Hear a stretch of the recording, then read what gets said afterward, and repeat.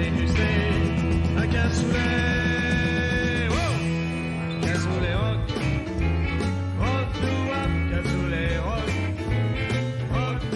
Ah, fallait la trouver cette chanson de Buffon. Un cassoulet rock, c'est quand même pas mal pour accueillir Loïc Ballet. Bonjour Loïc. Pour parler effectivement du cassoulet et donc aller faire un petit tour aux sources, c'est-à-dire du côté du sud-ouest. Ah bah oui, alors là le problème c'est que quand vous attaquez au cassoulet, c'est un peu un monument de gastronomie. Et d'où vient-il? Et là d'un coup, il y a débat là. Là c'est sujet à risque. Là j'ai peur qu'on me crève les pneus du triporteur. On va vous protéger. Parce que je suis allé à Castelnaudary. Parce qu'en fait, vous savez, c'est Prosper Montagnier. Il n'y a pas photo, hein, c'est là-bas. Prosper Montagnier disait, il y a le Père, le Fils, le Père et le Saint-Esprit. Voilà. Parce qu'en fait, il y a un cassoulet à Toulouse, un cassoulet à Carcassonne et un cassoulet à Castelnaudary. Bon, la capitale mondiale est quand même Castelnaudary. C'est ce que les historiens disent. Mais à Carcassonne, on revendique aussi. Donc bref, il y a débat. En tout cas, il y a une chose qui est sûre, c'est que les cassoles, cet objet qui finalement a donné le nom au cassoulet, ou alors est-ce que c'est le cassoulet qui a donné le nom à la cassole? En tout cas, cet objet en terre, fait avec des terres du sud-ouest, un mélange de 3 terres. Il n'y a plus qu'une seule fabrique. Ce sont les frères Notte qui aujourd'hui ne sont plus des frères, enfin ils sont toujours frères, mais en tout cas ce sont leurs enfants qui ont repris, donc ce sont des cousins.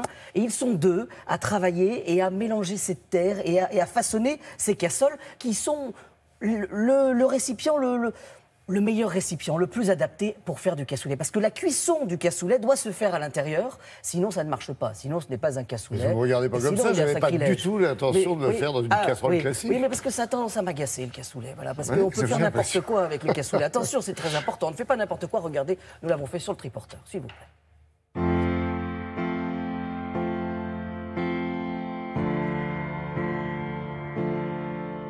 Et vous me croirez ou pas, mais ici, à 8h du matin, au petit-déj, on est déjà au cassoulet. Allez hop.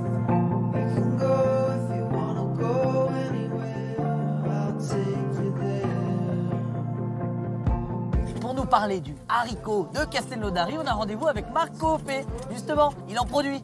Bon, Marc, si j'ai bien compris, on a de la chance, c'est le dernier. Hein. Ah, voilà, on est au 15 septembre et la récolte est presque terminée.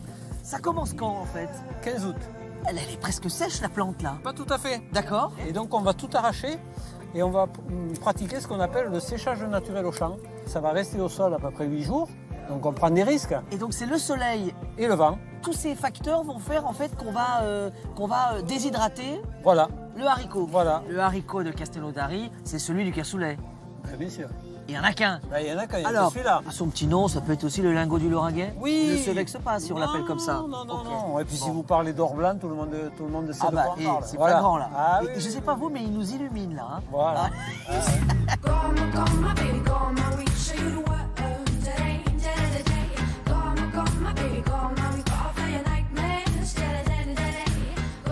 Expliquez-moi. On dit que c'est le dernier endroit où on fait les cassoles, les vrais. Et on n'est pas trop nombreux, oui. On est les derniers à fabriquer les cassoles pour le cassoulet.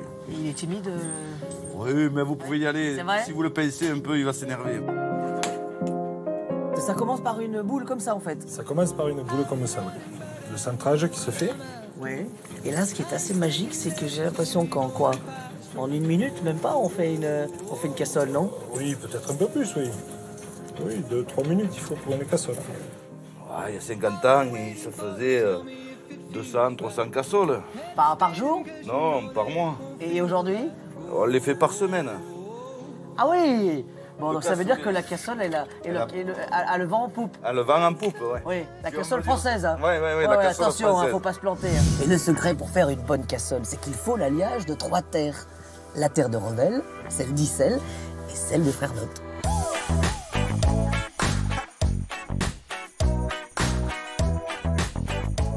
Bon, alors là, Philippe, avec ça, on fait le meilleur cassoulet du monde? On fait le meilleur cassoulet dans la région de Castelnaudary, à Castelnaudary. Ah oui, parce que alors là, oui, quand même, il y a quand même débat. Hein. Ah oui. Parce que, alors, il est d'où, en fait, ce cassoulet? Parce que moi, on me disait à Toulouse qu'il vient de Toulouse. Alors, il y a 3 cassoulets. Oui. Le cassoulet de Toulouse, oui. Cassoulet Carcassonne, et le vrai cassoulet de Castelnaudary. Ah. Pourquoi le vrai? Parce que c'est l'épicentre. Ah oui. C'est la capitale mondiale du cassoulet. Ah bah oui. Où ça? À Castelnaudary. Exactement. Et la fête du cassoulet se passe où? À Castelnaudary. Le haricot. De Castelnaudary. La cassole. D'ici. Bon, bah voilà, c'est tout. Voilà. Alors le cassoulet est de Castelnaudary. Et de Castelnaudary. Rien à dire, circulez. Voilà. Exactement.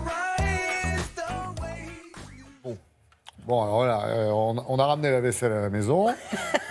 Loïc, on a effectivement le grand format. Oui. Et ce qu'il faut dire, c'est qu'on ne couvre pas pendant la cuisson. Ah bah non, parce mais que vous pouvez le mettre sur le feu, sur le gaz. Les professionnels disent qu'il faut que le cassoulet clapote, c'est-à-dire qu'il fasse des petites bulles comme ça, voilà, et qu'il prenne de la couleur dessus.